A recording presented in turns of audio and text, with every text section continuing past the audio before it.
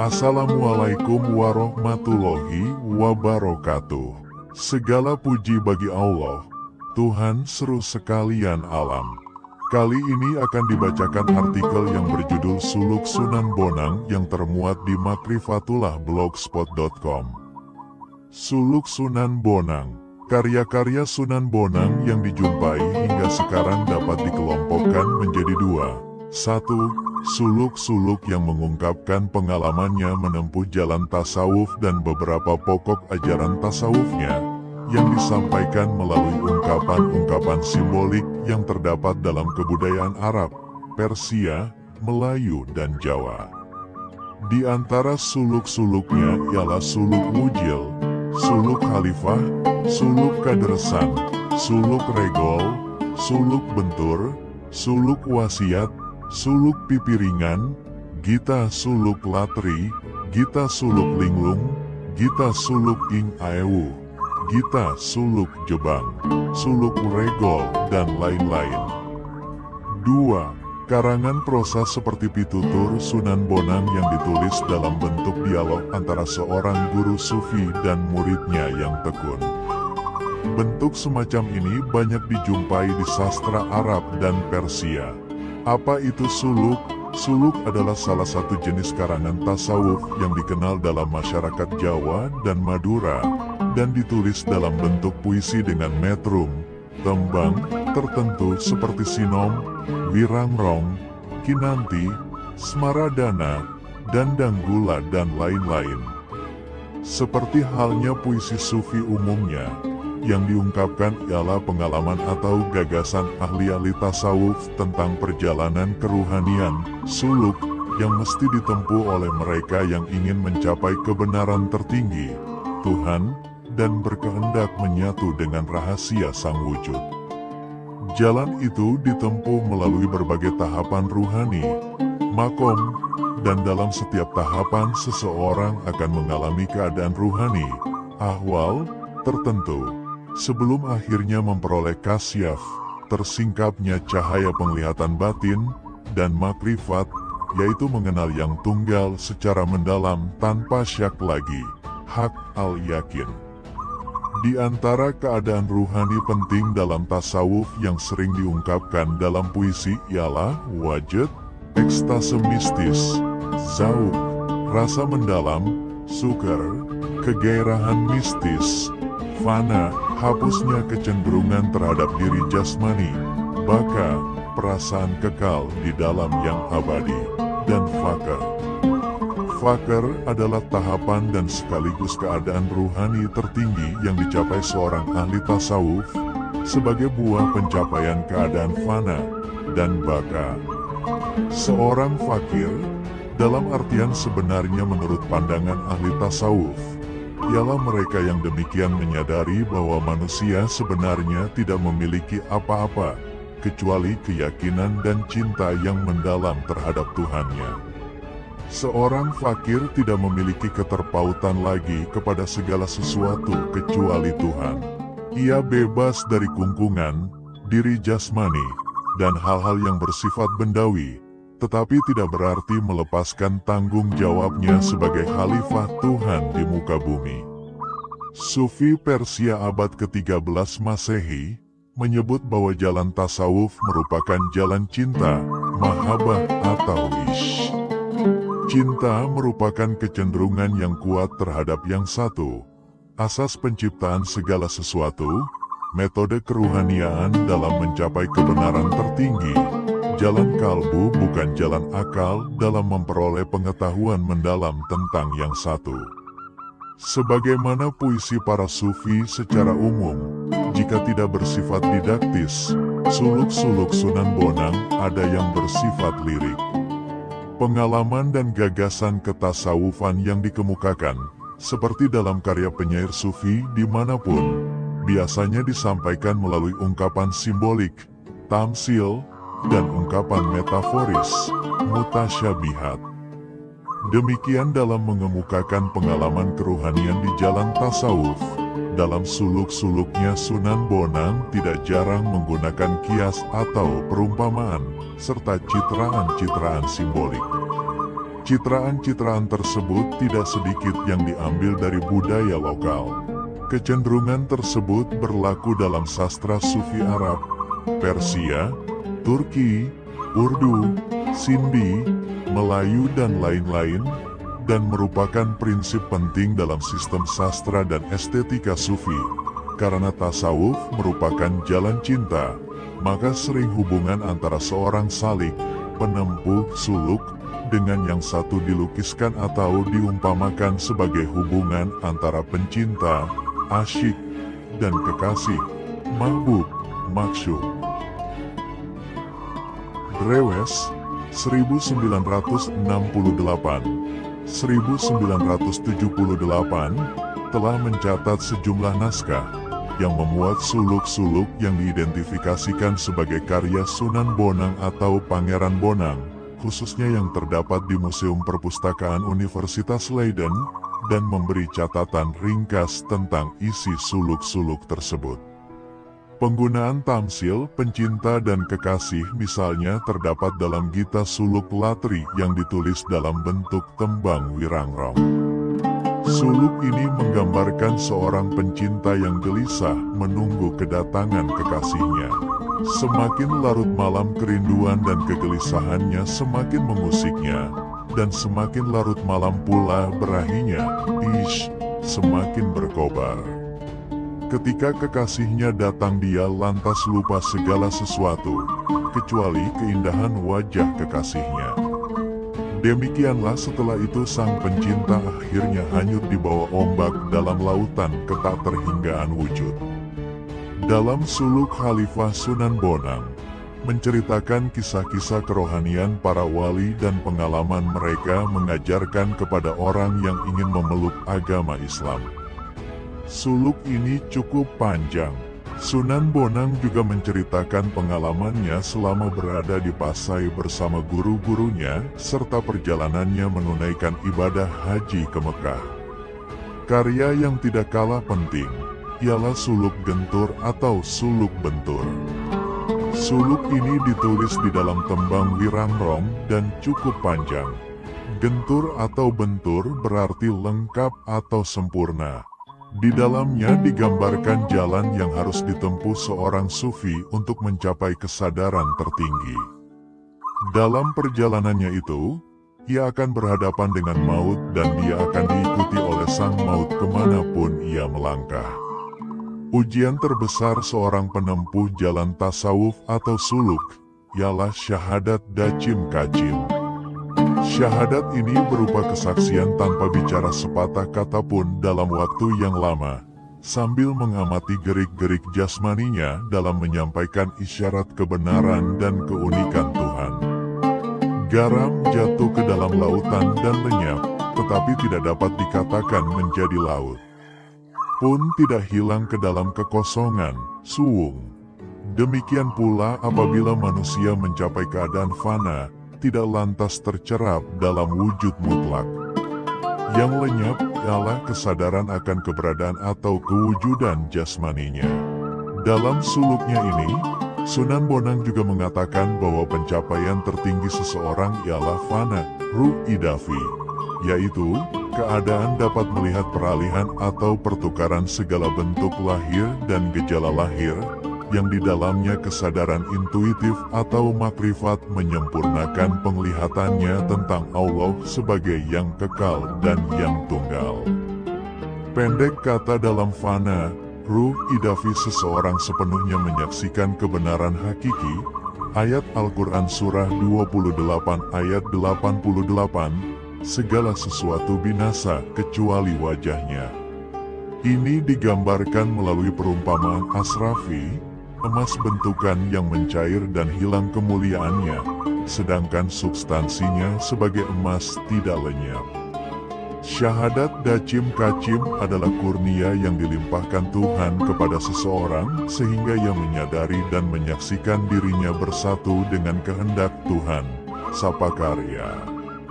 Menurut Sunan Bonang, ada 3 macam syahadat. 1. Mutawilah, muta'awillah di dalam bahasa Arab. 2. Mutawasito, mutawasita. 3. Mutakhirah, mutaakhirah. Yang pertama syahadat, penyaksian, sebelum manusia dilahirkan ke dunia, yaitu dari hari Mitsa, hari perjanjian, sebagaimana dikemukakan di dalam ayat Al-Quran Surah 7 ayat 172. Bukankah aku ini Tuhanmu? Ya, aku menyaksikan, alastu bi rabbikum. Qol bala syahidna. Yang kedua ialah syahadat ketika seseorang menyatakan diri memeluk agama Islam dengan mengucap tiada Tuhan selain Allah dan Nabi Muhammad adalah utusannya. Yang ketiga adalah syahadat yang diucapkan para nabi, wali dan orang mukmin sejati. Bila mana tiga syahadat ini dipadukan menjadi satu, maka dapat diumpamakan seperti kesatuan transenden antara tindakan menulis, tulisan dan lembaran kertas yang mengandung tulisan itu. Juga dapat diumpamakan seperti gelas, isinya dan gelas yang isinya penuh. Bila mana gelas bening, isinya akan tampak bening sedang gelasnya tidak kelihatan. Begitu pula hati seorang mukmin yang merupakan tempat kediaman Tuhan akan memperlihatkan kehadirannya bila mana hati itu bersih, tulus dan jujur. Di dalam hati yang bersih, dualitas lenyap. Yang kelihatan ialah tindakan cahayanya yang melihat. Artinya dalam melakukan perbuatan apa saja, seorang mukmin senantiasa sadar bahwa dia selalu diawasi oleh Tuhan, yang menyebabkannya tidak lalai menjalankan perintah agama. Perumpamaan ini dapat dirujuk kepada perumpamaan serupa di dalam Futuh Al-Makiyah karya Ibn Arabi dan Lamacat karya Iraki. Karya Sunan Bonang juga unik, ialah Gita Suluk Wali, untaian puisi-puisi lirik yang memikat. Dipaparkan bahwa hati seorang yang ditawan oleh rasa cinta itu, seperti laut pasang menghanyutkan, atau seperti api yang membakar sesuatu sampai hangus. Untaian puisi-puisi ini diakhiri dengan pepatah sufi, Qalb al-Mukmin Bait Allah, hati seorang mukmin adalah tempat kediaman Tuhan. Suluk Jebeng ditulis dalam tembang dan danggula, dan dimulai dengan perbincangan mengenai wujud manusia sebagai khalifah Tuhan di bumi, dan bahwasanya manusia itu dicipta menyerupai gambarannya, Mehjum di Nulu. Hakikat diri yang sejati ini mesti dikenal supaya perilaku dan amal perbuatan seseorang di dunia mencerminkan kebenaran. Persatuan manusia dengan Tuhan diumpamakan sebagai gema dengan suara. Manusia harus mengenal sukma, ruh, yang berada di dalam tubuhnya. Ruh di dalam tubuh seperti api yang tak kelihatan. Yang nampak hanyalah bara, sinar, nyala, panas dan asapnya. Ruh dihubungkan dengan wujud tersembunyi, yang pemunculan dan kelenyapannya tidak mudah diketahui. Ujar Sunan Bonang, puncak ilmu yang sempurna, seperti api berkobar, hanya bara dan nyalanya, hanya kilatan cahaya, hanya asapnya kelihatan. Ketahuilah wujud sebelum api menyala, dan sesudah api padam, karena serba diliputi rahasia. Adakah kata-kata yang bisa menyebutkan? Jangan tinggikan diri melampaui ukuran, berlindunglah semata kepadanya. Ketahui, rumah sebenarnya jasad ialah ruh. Jangan bertanya, jangan memuja nabi dan wali-wali, jangan mengaku Tuhan, jangan mengira tidak ada padahal ada. Sebaiknya diam, jangan sampai digoncang oleh kebingungan. Pencapaian sempurna bagaikan orang yang sedang tidur dengan seorang perempuan. Kala bercinta, mereka karam dalam asyik, terlena, hanyut dalam berahi. Anakku, terimalah dan pahami dengan baik, ilmu ini memang sukar dicerna. Satu-satunya karangan prosa Sunan Bonang yang dapat diidentifikasi sampai sekarang ialah Pitutur Syekh Bari. Salah satu naskah yang memuat teks karangan prosa Sunan Bonang ini ialah MS Leiden Chotor. 1928. Naskah teks ini telah ditransliterasi ke dalam tulisan Latin, serta diterjemahkan ke dalam bahasa Belanda oleh Skrike dalam disertasi doktornya Het Boek van Bonang, 1911. Hussein Jayadiningrat juga pernah meneliti dan mengulasnya dalam tulisannya, Kritische Beschouwing van de Sejarah Banten, 1913.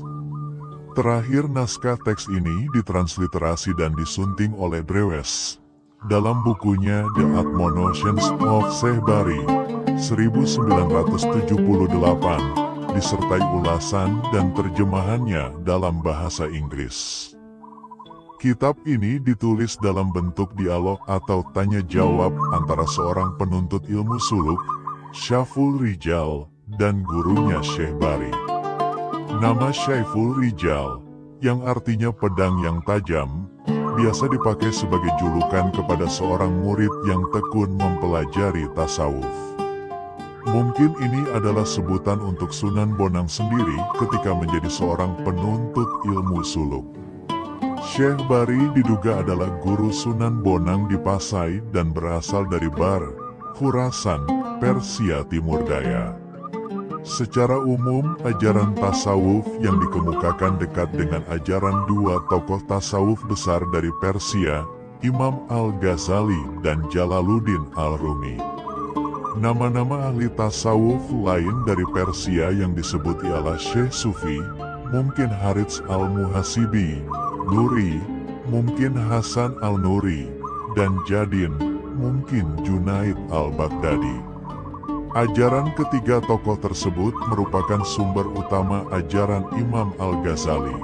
Istilah yang digunakan dalam kitab ini, yaitu birasaning ilmu suluk, jiwa atau inti ajaran tasawuf, mengingatkan pada pernyataan Imam Al-Ghazali bahwa tasawuf merupakan jiwa ilmu-ilmu agama. Suluk Wujil. Di antara suluk karya Sunan Bonang yang paling dikenal dan relevan bagi kajian ini, ialah suluk Wujil.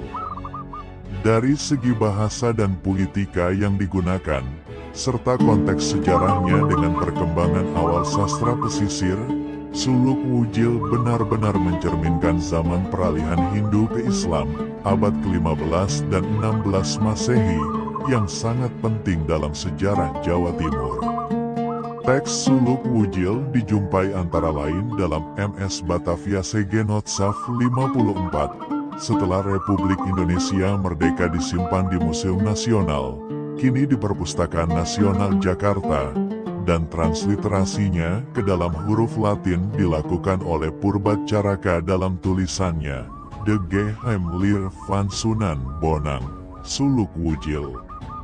Terjemahannya dalam bahasa Indonesia pernah dilakukan oleh Suyadi Pratomo, 1985, tetapi karena tidak memuaskan, maka untuk kajian ini kami berusaha menerjemahkan sendiri teks hasil transliterasi Purbacaraka. Sebagai karya zaman peralihan Hindu ke Islam, pentingnya karya Sunan Bonang ini tampak dalam hal-hal seperti berikut. Pertama, dalam suluk Wujil tergambar suasana kehidupan budaya, intelektual dan keagamaan di Jawa pada akhir abad ke-15, yang sedang beralih kepercayaan dari agama Hindu ke agama Islam. Di arena politik peralihan itu ditandai dengan runtuhnya Majapahit, kerajaan besar Hindu terakhir di Jawa, dan bangunnya Kerajaan Demak, kerajaan Islam pertama. Demak didirikan oleh Raden Patah, putra Raja Majapahit Prabu Kertabumi atau Brawijaya V daripada perkawinannya dengan seorang putri Cina yang telah memeluk Islam. Dengan runtuhnya Majapahit, terjadilah perpindahan kegiatan budaya dan intelektual dari sebuah kerajaan Hindu ke sebuah kerajaan Islam, dan demikian pula tata nilai kehidupan masyarakat pun berubah. Di lapangan sastra, peralihan ini dapat dilihat dengan berhentinya kegiatan sastra Jawa kuno setelah penyair terakhir Majapahit, Empu Tantular dan Empu Tanakung, meninggal dunia pada pertengahan abad ke-15 tanpa penerus yang kuat.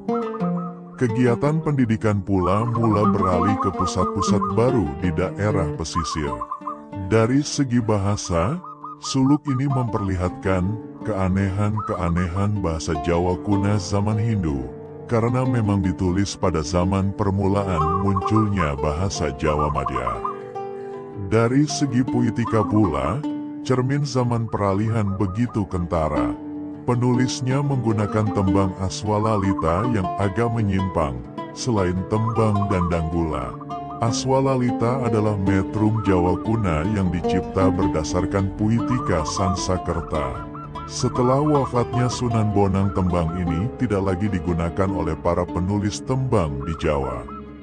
Sunan Bonang sebagai seorang penulis Muslim awal dalam sastra Jawa, menunjukkan sikap yang sangat berbeda dengan para penulis Muslim awal di Sumatera. Yang terakhir sudah sejak awal kegiatan kreatifnya menggunakan huruf Jawi atau Arab Melayu. Sedangkan Sunan Bonang dan penulis-penulis Muslim Jawa yang awal masih menggunakan huruf Jawa, dan baru ketika agama Islam telah tersebar luas, huruf Arab digunakan untuk menulis teks-teks berbahasa Jawa. Dalam penulisan puisinya, Sunan Bonang juga banyak menggunakan tamsil-tamsil yang tidak asing dalam kebudayaan Jawa pada masa itu. Misalnya tamsil wayang, dalang dan lakon cerita pewayangan, seperti Perang Barata antara Kurawa dan Pandawa. Selain itu, dia juga masih mempertahankan penggunaan bentuk tembang Jawa kuno, yaitu aswalalita, yang didasarkan pada poetika Sansakerta.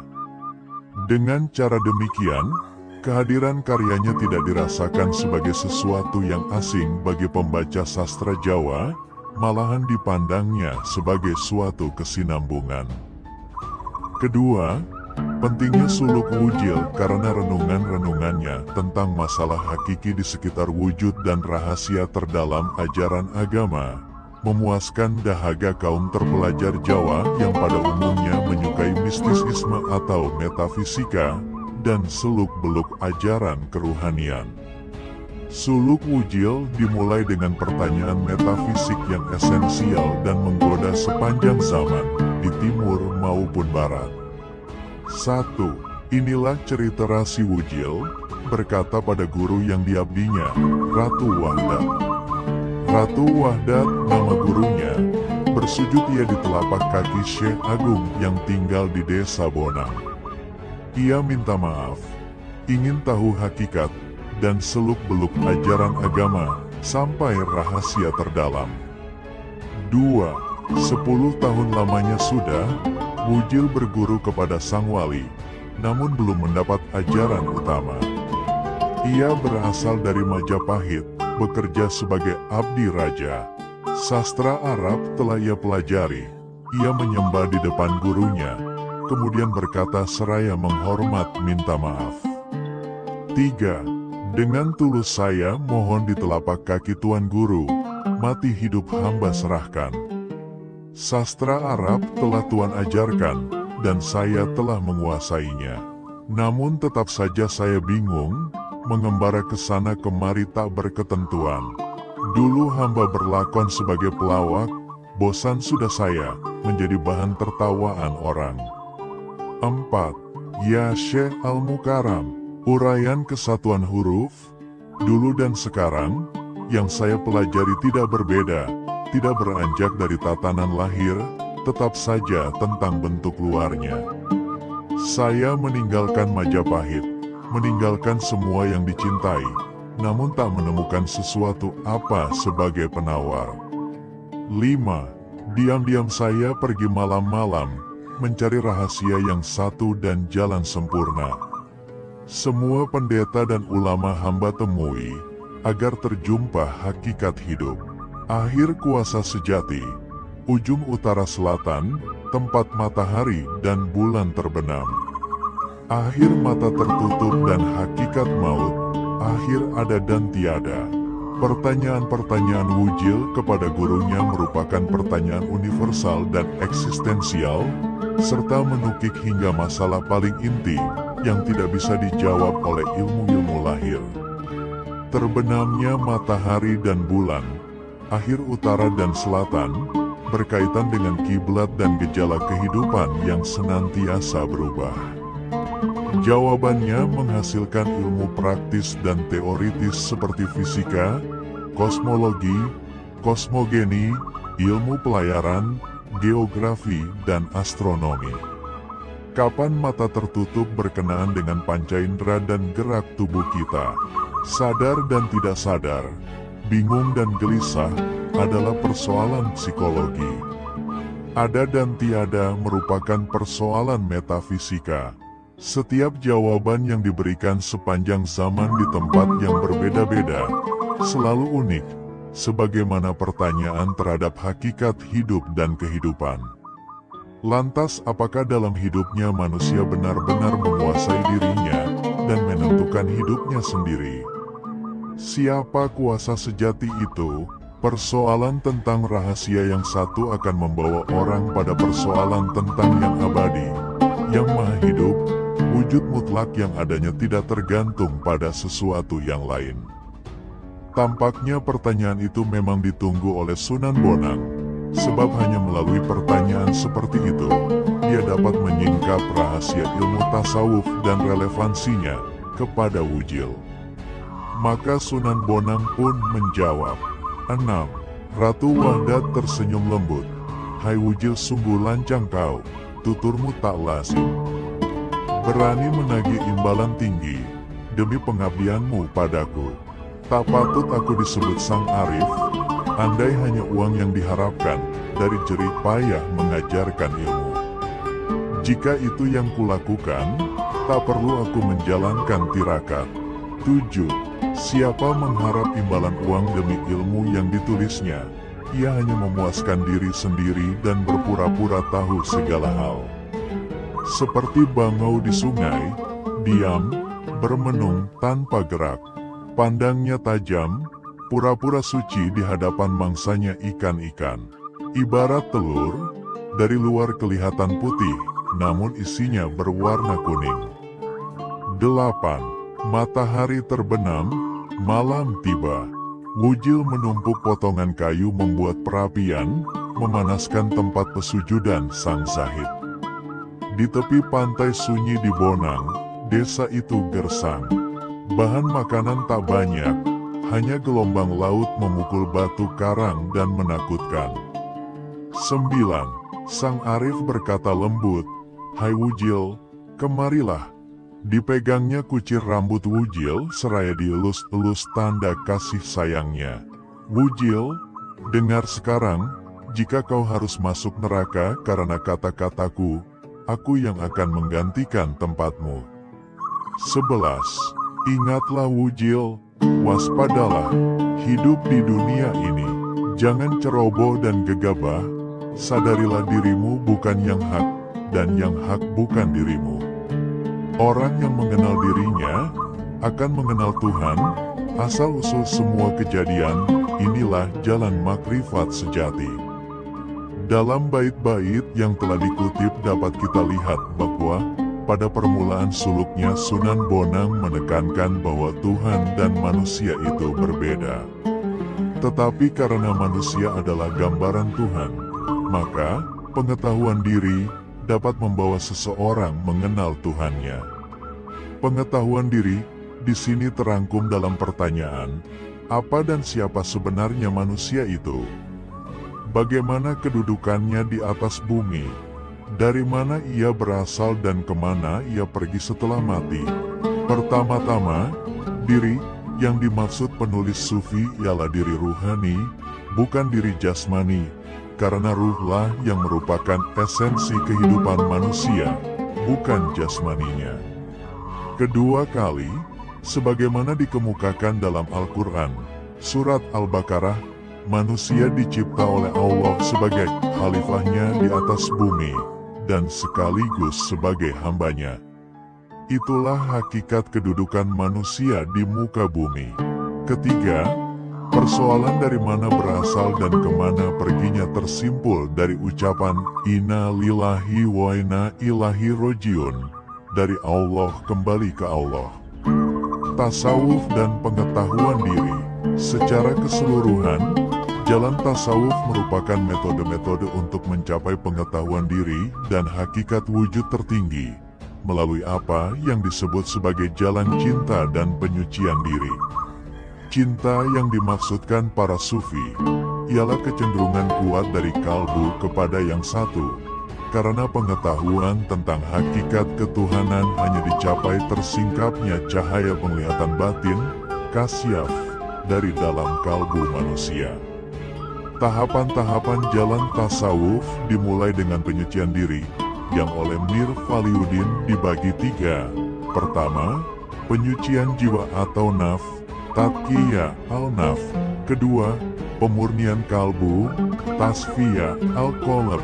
Ketiga, pengosongan pikiran dan ruh dari selain Tuhan, tahliyah al-sir. Istilah lain untuk metode penyucian diri ialah mujahadah, yaitu perjuangan batin untuk mengalah hawa nafsu dan kecenderungan-kecenderungan buruknya. Hawa nafsu merupakan representasi dari jiwa yang menguasai jasmani manusia, diri jasmani. Hasil dari mujahadah ialah musyahadah dan mukasyafah. Musyahadah ialah mantapnya keadaan hati manusia sehingga dapat memusatkan penglihatannya kepada yang satu, sehingga pada akhirnya dapat menyaksikan kehadiran rahasianya dalam hati. Mukasyafah ialah tercapainya kasyaf, yaitu tersingkapnya tirai yang menutupi cahaya penglihatan batin di dalam kalbu. Penyucian jiwa dicapai dengan memperbanyak ibadah dan amal saleh. Termasuk ke dalam ibadah ialah melaksanakan salat sunnah, wirid, zikir, mengurangi makan dan tidur untuk melatih ketangguhan jiwa. Semua itu dikemukakan oleh Sunan Bonang dalam risalahnya Pitutur Syekh Bari dan juga oleh Hamzah Fansuri dalam Syarab al-Ashikin, minuman orang berahi. Sedangkan pemurnian kalbu ialah dengan membersihkan niat buruk yang dapat memalingkan hati dari Tuhan dan melatih kalbu dengan keinginan-keinginan yang suci.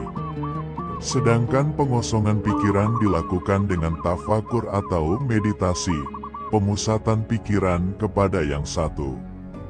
Dalam sejarah tasawuf ini telah sejak lama ditekankan, terutama oleh Sanai, seorang penyair sufi Persia abad ke-12 Masehi. Dengan tafakur, menurut Sanai, maka pikiran seseorang dibebaskan dari kecenderungan untuk menyekutukan Tuhan dan sesembahan yang lain. Dalam suluk Wujil juga disebutkan bahwa murid-muridnya menyebut Sunan Bonang sebagai Ratu Wahdat. Istilah Wahdat merujuk pada konsep sufi tentang martabat, tingkatan, pertama dari tajalli Tuhan atau pemanifestasian ilmu Tuhan atau perbendaharaan tersembunyinya, Kanz Mahfi, secara bertahap dari ciptaan paling esensial dan bersifat ruhani sampai ciptaan yang bersifat jasmani. Martabat wahdat ialah martabat keesaan Tuhan, yaitu ketika Tuhan menampakkan keesaannya di antara ciptaan-ciptaannya yang banyak dan aneka ragam. Pada peringkat ini, Allah menciptakan esensi segala sesuatu, ayan sabitah, atau hakikat segala sesuatu, hakikat al-asya. Esensi segala sesuatu juga disebut bayangan pengetahuan Tuhan, suwar al-ilmiyah, atau hakikat Muhammad yang berkilau-kilauan, Nur Muhammad. Ibn Arabi menyebut gerak penciptaan ini sebagai gerakan cinta dari Tuhan, berdasar hadis qudsi yang berbunyi, "Aku adalah perbendaharaan tersembunyi. Aku cinta, ahbabtu, untuk dikenal, maka aku mencipta hingga aku dikenal." Maka sebutan Ratu Wahdat dalam suluk ini dapat diartikan sebagai orang yang mencapai martabat tinggi di jalan cinta, yaitu memperoleh makrifat dan telah menikmati lezatnya persatuan ruhani dengan yang hak. Pengetahuan diri, cermin dan Ka'bah. Secara keseluruhan bait-bait dalam suluk Wujil adalah serangkaian jawaban Sunan Bonang terhadap pertanyaan-pertanyaan Wujil tentang akal yang disebut ada dan tiada, mana ujung utara dan selatan, apa hakikat kesatuan huruf, dan lain-lain. Secara berurutan jawaban yang diberikan Sunan Bonang berkenaan dengan soal 1. Pengetahuan diri, meliputi pentingnya pengetahuan ini dan hubungannya dengan hakikat salat atau memuja Tuhan. Simbol burung dan cermin digunakan untuk menerangkan masalah ini. 2. Hakikat diam dan bicara. 3. Kemauan murni sebagai sumber kebahagiaan ruhani. 4. Hubungan antara pikiran dan perbuatan manusia dengan kejadian di dunia. 5. Falsafah nafi isbat serta kaitannya dengan makna simbolik pertunjukan wayang, khususnya lakon perang besar antara Kurawa dan Pandawa dari epik Mahabharata.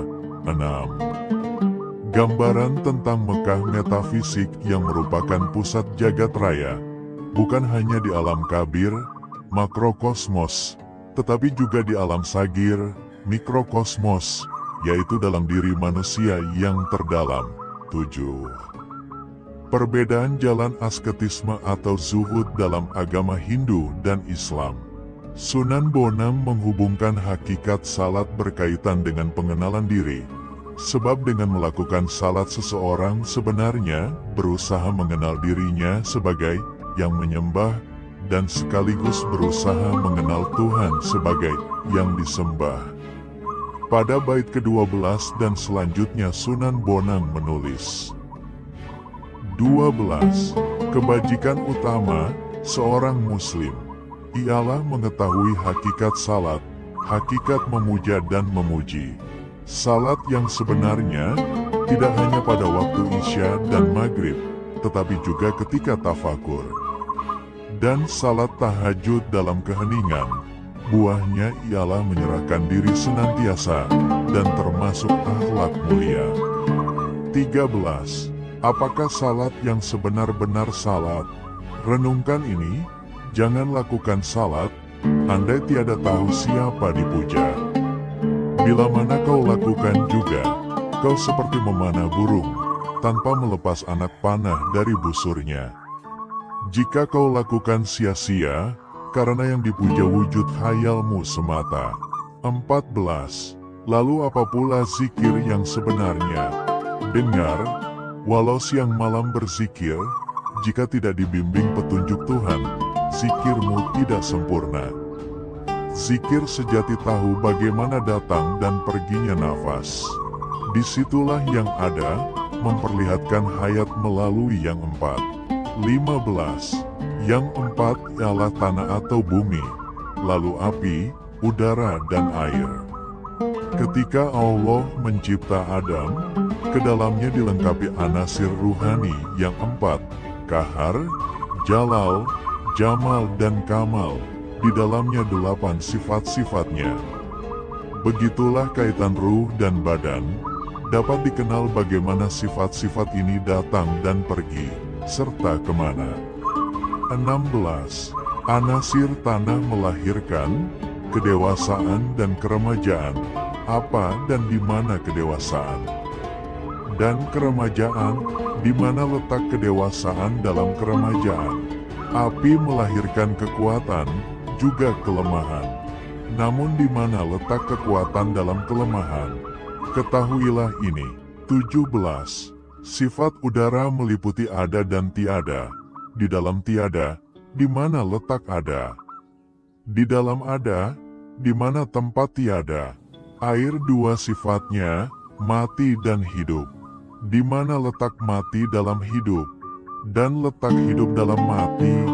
Kemana hidup pergi ketika mati datang? Jika kau tidak mengetahuinya, kau akan sesat jalan. 18. Pedoman hidup sejati ialah mengenal hakikat diri. Tidak boleh melalaikan salat yang khusyuk. Oleh karena itu ketahuilah, tempat datangnya yang menyembah dan yang disembah. Pribadi besar mencari hakikat diri, dengan tujuan ingin mengetahui makna sejati hidup dan arti keberadaannya di dunia. 19. Kenalilah hidup sebenar-benar hidup. Tubuh kita sangkar tertutup, ketahuilah burung yang ada di dalamnya. Jika kau tidak mengenalnya, akan malang jadinya kau, dan seluruh amal perbuatanmu wujil. Sia-sia semata jika kau tak mengenalnya. Karena itu sucikan dirimu, tinggallah dalam kesunyian. Hindari kekeruhan hiruk-pikuk dunia. Pertanyaan-pertanyaan itu tidak diberi jawaban langsung, melainkan dengan isyarat-isyarat yang mendorong wujil melakukan perenungan lebih jauh dan dalam. Sunan Bonang kemudian berkata dan perkataannya semakin memasuki inti persoalan. 20. Keindahan, jangan di tempat jauh dicari, ia ada dalam dirimu sendiri. Seluruh isi jagat ada di sana. Agar dunia ini terang bagi pandangmu, jadikan sepenuh dirimu cinta. Tumpukan pikiran, heningkan cipta, jangan bercerai siang malam. Yang kau lihat di sekelilingmu, pahami, adalah akibat dari laku jiwamu. 21. Dunia ini wujil, luluh lantak, disebabkan oleh keinginanmu. Kini, ketahui yang tidak mudah rusak. Inilah yang dikandung pengetahuan sempurna, di dalamnya kau jumpai yang abadi. Bentangan pengetahuan ini luas, dari lubuk bumi hingga singgasananya. Orang yang mengenal hakikat, dapat memuja dengan benar. Selain yang mendapat petunjuk ilahi, sangat sedikit orang mengetahui rahasia ini. 22. Karena itu wujil, kenali dirimu, kenali dirimu yang sejati. Ingkari benda, agar nafsumu tidur terlena. Dia yang mengenal diri, nafsunya akan terkendali, dan terlindung dari jalan, sesat dan kebingungan. Kenal diri, tahu kelemahan diri, selalu awas terhadap tindak tanduknya. 23. Bila kau mengenal dirimu, kau akan mengenal Tuhanmu. Orang yang mengenal Tuhan, bicara tidak sembarangan. Ada yang menempuh jalan panjang dan penuh kesukaran. Sebelum akhirnya menemukan dirinya, dia tak pernah membiarkan dirinya sesat di jalan kesalahan. Jalan yang ditempuhnya benar. 24. Wujud Tuhan itu nyata, maha suci, lihat dalam keheningan, ia yang mengaku tahu jalan. Sering tindakannya menyimpan, syariat agama tidak dijalankan. Kesalehan dicampakkan ke samping, padahal orang yang mengenal Tuhan, dapat mengendalikan hawa nafsu. Siang malam penglihatannya terang, tidak disesatkan oleh khayalan. Selanjutnya dikatakan, bahwa diam yang hakiki ialah ketika seseorang melaksanakan salat tahajud, yaitu salat sunnah tengah malam setelah tidur. Salat semacam ini merupakan cara terbaik mengatasi berbagai persoalan hidup. Inti salat ialah bertemu muka dengan Tuhan tanpa perantara. Jika seseorang memuja tidak mengetahui benar-benar siapa yang dipuja, maka yang dilakukannya tidak bermanfaat. Salat yang sejati mestilah dilakukan dengan makrifat. Ketika melakukan salat, semestinya seseorang mampu membayangkan kehadiran dirinya bersama kehadiran Tuhan. Keadaan dirinya lebih jauh harus dibayangkan sebagai tidak ada, sebab yang sebenar-benar ada hanyalah Tuhan, wujud mutlak dan tunggal yang ilmunya meliputi segala sesuatu. Sedangkan adanya makhluk-makhluk, termasuk manusia, sangat tergantung kepada adanya Tuhan. 35. Diam dalam tafakur wujil adalah jalan utama mengenal Tuhan. Memuja tanpa selang waktu, yang mengerjakan sempurna, ibadahnya, disebabkan oleh makrifat, tubuhnya akan bersih dari noda. Pelajari kaedah pencerahan kalbu ini, dari orang arif yang tahu, agar kau mencapai hakikat yang merupakan sumber hayat. 36. Wujil, jangan memuja jika tidak menyaksikan yang dipuja. Juga sia-sia orang memuja tanpa kehadiran yang dipuja. Walau Tuhan tidak di depan kita, pandanglah adamu sebagai isyarat adanya. Inilah makna diam dalam tafakur, asal mula segala kejadian menjadi nyata. Setelah itu Sunan Bonang lebih jauh berbicara tentang hakikat murni kemauan. Kemauan yang sejati tidak boleh dibatasi pada apa yang dipikirkan. Memikirkan atau menyebut sesuatu memang merupakan kemauan murni. Tetapi kemauan murni lebih luas dari itu. 38. Renungi pula wujil, hakikat sejati kemauan, hakikat tidak dibatasi pikiran kita. Berpikir dan menyebut suatu perkara, bukan kemauan murni. Kemauan itu sukar dipahami, seperti halnya memuja Tuhan. Ia tidak terpaut pada hal-hal yang tampak, pun tidak membuatmu membenci orang yang dihukum dan dizalimi, serta orang yang berselisih paham. 39. Orang berilmu, beribadah tanpa kenal waktu. Seluruh gerak hidupnya ialah beribadah. Diamnya, bicaranya, dan tindak tanduknya. Malahan getaran bulu roma tubuhnya, seluruh anggota badannya digerakkan untuk beribadah. Inilah kemauan murni. 40. Kemauan itu wujil, lebih penting dari pikiran untuk diungkapkan dalam kata. Dan suara sangatlah sukar. Kemauan bertindak merupakan ungkapan pikiran. Niat melakukan perbuatan adalah ungkapan perbuatan. Melakukan salat atau berbuat kejahatan, keduanya buah dari kemauan. Di sini Sunan Bonang agaknya berpendapat bahwa kemauan atau kehendak, iradat, yaitu niat dan iktikat, mestilah diperbaiki sebelum seseorang melaksanakan sesuatu perbuatan yang baik. Perbuatan yang baik datang dari kemauan baik, dan sebaliknya kehendak yang tidak baik melahirkan tindakan yang tidak baik pula. Apa yang dikatakan oleh Sunan Bonang dapat dirujuk pada pernyataan seorang penyair Melayu dalam syair Perahu, seperti berikut. Inilah gerangan suatu madah, mengarangkan syair terlalu indah, membetulkan jalan tempat berpindah, di sanalah iktikat diperbaiki sudah. Wahai muda kenali dirimu, ialah perahu tamsil tubuhmu, tiada berapa lama hidupmu, ke akhirat jua kekal diammu. Hai muda arif budiman, hasilkan kemudi dengan pedoman, alat perahumu jua kerjakan, itulah jalan membetuli insan. La ilaha illallah tempat mengintai, medan yang kadim tempat berdamai. Wujud Allah terlalu bitai, siang malam jangan bercerai. Tamsil Islam universal lain yang menonjol dalam suluk wujil ialah cermin, beserta pasangannya gambar atau bayang-bayang yang terpantul dalam cermin, serta Mekah. Para sufi biasa menggunakan tamsil cermin, misalnya Ibn Arabi.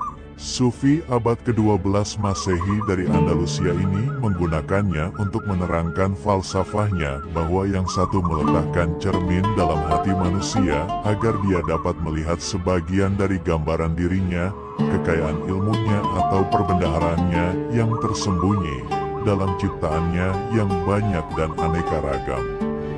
Yang banyak di alam kejadian, alam al-halaq, merupakan gambar atau bayangan dari pelaku tunggal yang berada di tempat rahasia dekat cermin.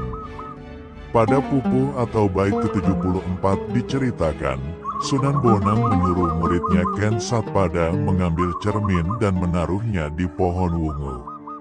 Kemudian dia dan Wujil disuruh berdiri di muka cermin. Mereka menyaksikan dua bayangan dalam cermin.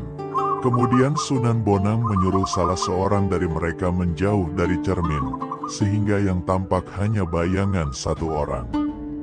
Maka Sunan Bonang bertanya, bagaimana bayang-bayang datang, dan kemana dia menghilang? Melalui contoh datang dan perginya bayangan dari cermin, Bujil kini tahu bahwa dalam ada terkandung tiada, dan dalam tiada terkandung ada. Sang guru membenarkan jawaban sang murid. Lantas Sunan Bonang menerangkan aspek nafi, penidakan, dan isbat, pengian, yang terkandung dalam kalimah la ilaha illallah, tiada Tuhan selain Allah. Yang dinafikan ialah selain dari Allah, dan yang diisbatkan sebagai satu-satunya Tuhan ialah Allah. Pada bait atau pupu 91-95 diceritakan, perjalanan seorang ahli tasawuf ke pusat renungan yang bernama Mekah, yang di dalamnya terdapat rumah Tuhan atau Baitullah. Mekah yang dimaksud di sini bukan semata Mekah di bumi, tetapi Mekah spiritual yang bersifat metafisik. Ka'bah yang ada di dalamnya merupakan tamsil bagi kalbu orang yang imannya telah kokoh. Abdullah Ansari, Sufi abad ke-12 Masehi, misalnya berpendapat bahwa Ka'bah yang di Mekah, Hejaz, dibangun oleh Nabi Ibrahim, sedangkan Ka'bah dalam kalbu insan dibangun oleh Tuhan sebagai pusat perenungan terhadap keesaan wujudnya. Sufi Persia lain abad ke-11 Masehi, Ali Usman Al-Hujuwiri dalam kitabnya menyatakan bahwa rumah Tuhan itu ada dalam pusat perenungan orang yang telah mencapai musyahadah. Kalau seluruh alam semesta bukan tempat pertemuan manusia dengan Tuhan, dan juga bukan tempat manusia menikmati hiburan berupa kedekatan dengan Tuhan, maka tidak ada orang yang mengetahui makna cinta ilahi. Tetapi apabila orang memiliki penglihatan batin, maka seluruh alam semesta ini akan merupakan tempat sucinya atau rumah Tuhan. Langkah sufi sejati sebenarnya merupakan tamsil perjalanan menuju Mekah. Tujuan perjalanan itu bukan tempat suci itu sendiri, tetapi perenungan keesaan Tuhan, musyahadah, dan perenungan dilakukan disebabkan kerinduan yang mendalam dan luluhnya diri seseorang, fana, dalam cinta tanpa akhir. Berdasarkan uraian tersebut, dapatlah dipahami apabila dalam suluk Wujil dikatakan, tidak ada orang tahu di mana Mekah yang hakiki itu berada, sekalipun mereka melakukan perjalanan sejak muda sehingga tua renta. Mereka tidak akan sampai ke tujuan, kecuali apabila seseorang mempunyai bekal ilmu yang cukup, ia akan dapat sampai di Mekah dan malahan sesudah itu akan menjadi seorang wali. Tetapi ilmu semacam itu diliputi rahasia dan sukar diperoleh. Bekalnya bukan uang dan kekayaan, tetapi keberanian dan kesanggupan untuk mati dan berjihad lahir batin, serta memiliki kehalusan budi pekerti dan menjauhi kesenangan duniawi. Di dalam masjid di Mekah itu terdapat singgasana Tuhan yang berada di tengah-tengah. Singgasana ini menggantung di atas tanpa tali, dan jika orang melihatnya dari bawah, maka tampak bumi di atasnya. Jika orang melihat ke barat, ia akan melihat timur, dan jika melihat timur, ia akan menyaksikan barat. Di situ pemandangan terbalik. Jika orang melihat ke selatan yang tampak ialah utara, sangat indah pemandangannya. Dan jika ia melihat ke utara akan tampak selatan, gemerlapan seperti ekor burung merak. Apabila satu orang salat di sana, maka hanya ada ruangan untuk satu orang saja. Jika ada 2 atau 3 orang salat, maka ruangan itu juga akan cukup untuk 2-3 orang. Apabila ada 10.000 orang melakukan salat di sana, maka Ka'bah dapat menampung mereka semua. Bahkan seandainya seluruh dunia dimasukkan ke dalamnya, seluruh dunia pun akan tertampung juga. Wujil menjadi tenang setelah mendengarkan pitutur gurunya. Akan tetapi dia tetap merasa asing dengan lingkungan kehidupan keagamaan yang dijumpainya di Bonang. Berbeda dengan di Majapahit dahulu, untuk mencapai rahasia yang satu orang harus melakukan tapa brata dan yoga, pergi jauh ke hutan, menyepi dan melakukan kekerasan ragawi. Di pesantren Bonang, kehidupan sehari-hari berjalan seperti biasa. Salat fardu 5 waktu dijalankan dengan tertib. Majlis-majlis untuk membicarakan pengalaman kerohanian dan penghayatan keagamaan senantiasa diadakan. Di sela-sela itu para santri mengerjakan pekerjaan sehari-hari, di samping mengadakan pentas-pentas seni dan pembacaan tembang. Sunan Bonang menjelaskan bahwa seperti ibadat dalam agama Hindu yang dilakukan secara lahir dan batin, demikian juga di dalam Islam. Malahan di dalam agama Islam, ibadat ini diatur dengan jelas di dalam syariat. Bedanya di dalam Islam, kewajiban-kewajiban agama tidak hanya dilakukan oleh ulama dan pendeta, tetapi oleh seluruh pemeluk agama Islam. Sunan Bonang mengajarkan tentang egalitarianisme dalam Islam. Sunan Bonang mengajarkan tentang egalitarisme di dalam Islam. Jika ibadat zahir dilakukan dengan mengerjakan rukun Islam yang 5, ibadat batin ditempuh melalui tarikat atau ilmu suluk dengan memperbanyak ibadah seperti sembahyang sunnah, tahajud, taubat nasuha, wirid, dan zikir. Zikir berarti mengingat Tuhan tanpa henti. Di antara cara berzikir itu ialah dengan mengucapkan kalimat la ilaha illallah. Di dalamnya terkandung rahasia keesaan Tuhan, alam semesta dan kejadian manusia.